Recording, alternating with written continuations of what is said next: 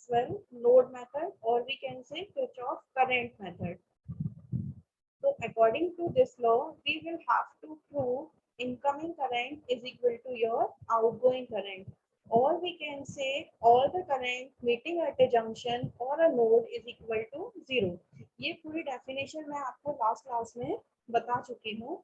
तो आज हम आपको यहाँ पर इसका जो न्यूमेरिकल है उसके बारे में हम डिस्कस करेंगे, है ना. तो यहाँ पर आप देखिए कि यहाँ पर आपको स्क्रीन पे एक पूरा सर्किट दिखाई दे रहा है. इस सर्किट में आपके पास 5 रेजिस्टेंस हैं, R1, R2, R3, R4, R5 and आपके पास 2 वोल्टेज सोर्स हैं, V1 और V2. ठीक है. तो हमें किसके according to the current law हम बात कर रहे हैं, तो यहाँ पर हमें करंट की वैल्यू कैलकुलेट करना पड़ती है. तो करंट अगर हम सिंपल वर्ड्स में देखें तो I इज इक्वल टू क्या होता है, V बाय R. तो हमें V बाय R के फॉर्म में ये पूरी इक्वेशन लिखना पड़ती है. अब इसको सॉल्व करने के लिए हमारा जो प्रोसीजर होता है उसमें स्टेप नंबर 1 है कि सबसे पहले हमें यहाँ पर नोड को आइडेंटिफाई करना पड़ता है. नोड को किस तरीके से आइडेंटिफाई करते हैं ये मैंने आपको लास्ट क्लास में बताया हुआ है कि जिस पॉइंट पे 2 या 2 से ज्यादा एलिमेंट लगे हुए रहते हैं उसको हम नोड मानते हैं.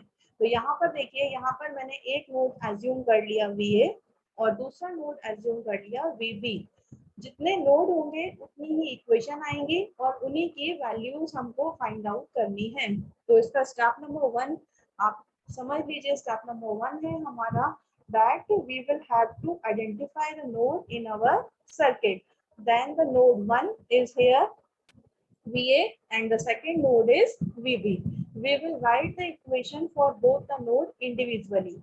Okay. Then firstly we will write the equation for the node VA and apply the Kirchhoff current law. Then by applying the Kirchhoff current law at the node A, that is here, we can say the node A or VA, both are same. Then the node A, then firstly we will have to see which branches are connected to this particular node. So as you can see in the above circuit that this branch is connected, second this branch is connected, and third is this branch connected. Then we can say here particularly this node VA, 3 branches are connected. So in our equation 3 terms will be come and the equation will be right in the format I is equal to V by R. Means जितने भी voltages हैं, voltages की जो value है वो हमें ऊपर लिखना है और जो resistance है उसकी value हमें नीचे लिखना है. तो किस तरीके से हम लिखेंगे वो देखिए कि सबसे पहले आपका जो स्टैंडिंग पोजीशन है वो ये है कि आप इस स्टैंडिंग पोजीशन यहाँ पर हैं.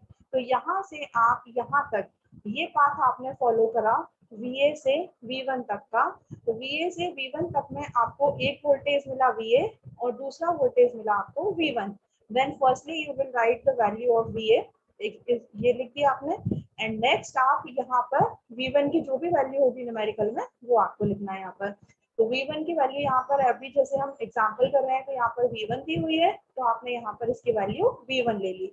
बस आपको ध्यान एक चीज देना है यहाँ पर कि यहाँ से यहाँ तक जाने के बाद आपको इसका वोल्टेज का जो पहला साइन मिलेगा इस रास्ते को फॉलो करने पर आपको जो इसका फर्स्ट साइन मिलेगा पॉजिटिव है तो यहाँ पर आपको निगेटिव लगाना है और अगर यहाँ ऊपर निगेटिव है तो आप यहाँ पर पॉजिटिव लगाएंगे.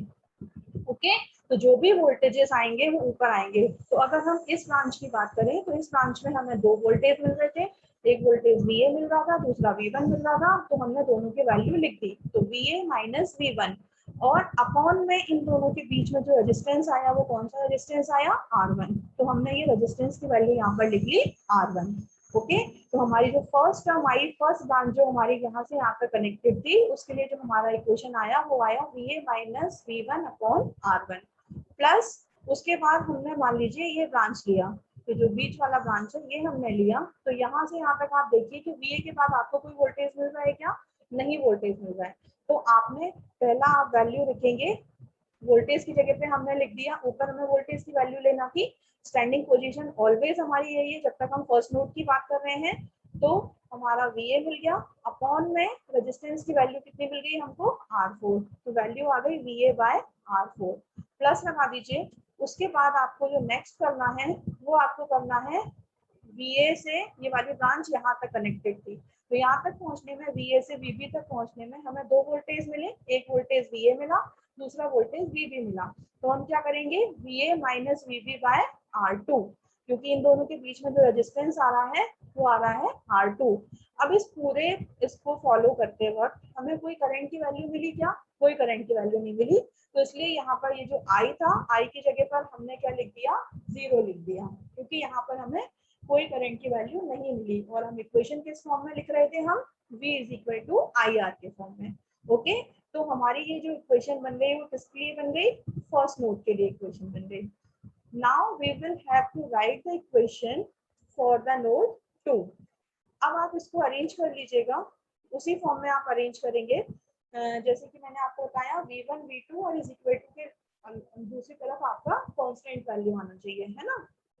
तो V1 V2 आप करके और इज इक्वल टू के इस तरफ कांस्टेंट करके आप इसे छोड़ दीजिएगा, फिर हम इसे कैलकुलेटर से सॉल्व कर सकते हैं जब दूसरी इक्वेशन भी आ जाएगी। अब आपकी जो दूसरी इक्वेशन आएगी, वो दूसरी इक्वेशन इस तरीके से आएगी कि अब आप इक्वेशन लिख रहे हैं बी के लिए, तो अब आपका पूरा कंसंट्रेशन नोड बी पर होना चाहिए कि यहाँ से आपकी कौन कौन सी ब्रांचेस कनेक्टेड है। तो यहाँ से देखिए स्टैंडिंग पोजीशन मेरी ये है, उससे ये ब्रांच मेरी कनेक्टेड है, एक ये ब्रांच कनेक्टेड है और एक यहाँ वाली ब्रांच कनेक्टेड है।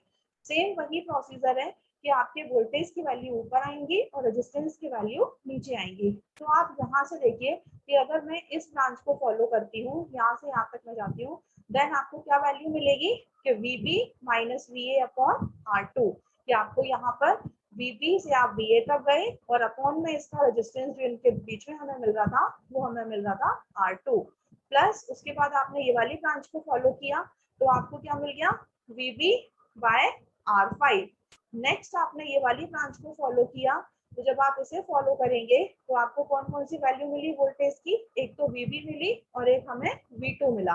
Then we will have to write here, because here is a positive sign, then you will have to write here negative and the term will be VB minus V2 by R3.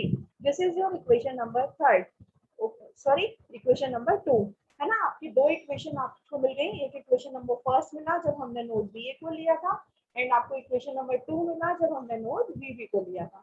Now you will have to arrange both of these equation in the form of VA, VB and constant, and you can solve these equation by the matrix in your calculator and you will find the value of VA and VB. And when you will find the value of VA and VB, you will have to find the current in each branch. I will have to say that in your exam, you will have to calculate the any one or two current. But because we are doing practice here, so I am explaining you for calculating all the current in all the branches. So you can see here that we have the three terms by the node VA and we have another three terms by the node VB. Then if you will write the values in these six terms, then you will get the six terms, six currents. Okay, so you can see here by this circuit that if you will write the value of VA in this part, then this will be your current I1 and this will be your current I2 and this will be your current I3. When you will put the value of VA in these three terms, then first term will give you I1, second term give you I2 and third term give you I3.